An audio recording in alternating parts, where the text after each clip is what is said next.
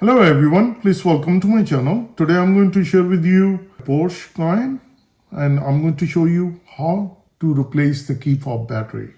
In order to open the KeyFob, you need flathead screwdriver 2032. It's a 3-volt battery. I'll list the part number under my description in case if you want to replace it.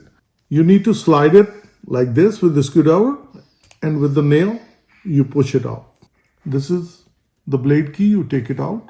With the blade key, we're going to open the battery cover. Insert the key halfway, then we're going to push up, open up. You take out the battery, you replace with the new one. The new battery, place it on top, just like this. You need to slide this one first, and then we're going to press it down. And now this is the blade key, goes back in its place. And if we see, the key fob is functioning. The red light is blinking. So we're good to go. That's how it's easy and simple to change key fob battery on your Porsche Cayenne.